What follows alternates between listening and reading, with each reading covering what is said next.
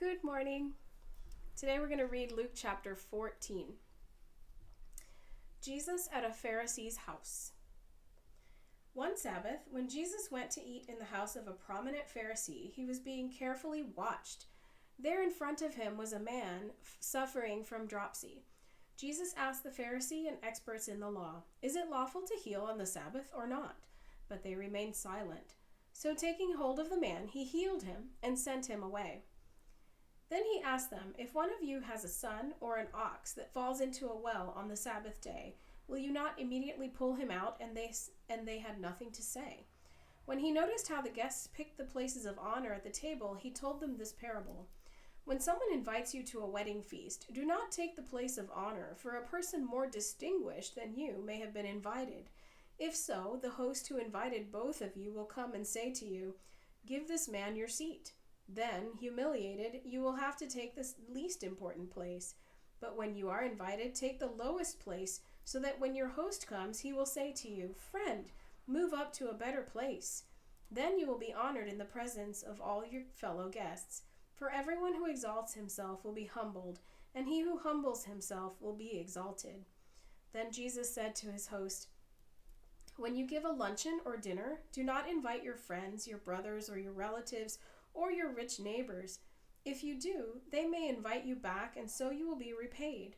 But when you give a banquet, invite the poor, the crippled, the lame, the blind, and you will be blessed. Although they cannot repay you, you will be repaid at the resurrection of the righteous."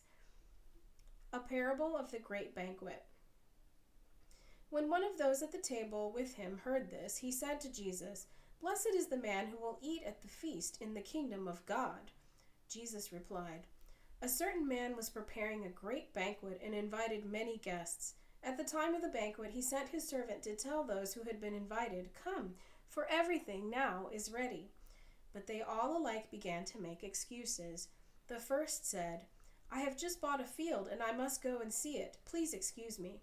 Another said, 'I have just bought 5 yoke of oxen and I'm on my way to try them out. Please excuse me.'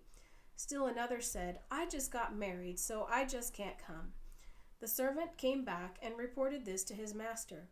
Then the owner of the house became angry and ordered his servant, 'Go out quickly into the streets and alleys of the town and bring in the poor, the crippled, the blind, and the lame.' 'Sir,' the servant said, what you ordered has been done, but there is still room.' Then the master told his servant, 'Go out to the roads and country lanes and make them come in, so that my house will be full. I tell you, not one of those men who are invited will get a taste of my banquet." The cost of being a disciple.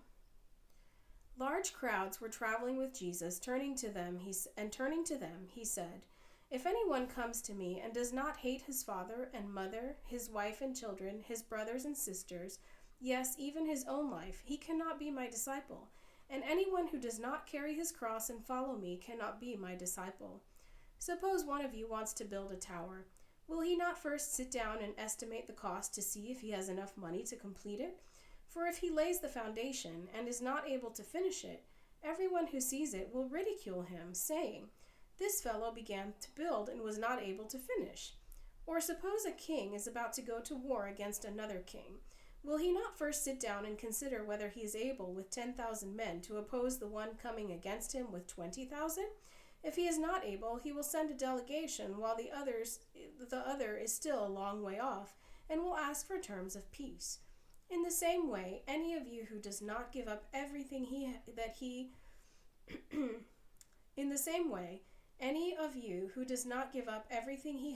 cannot be my disciple. Salt is good, but if it loses its saltiness, how can it be made salty again?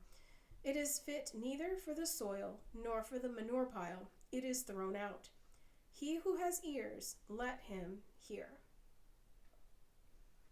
Join me tomorrow for chapter 15.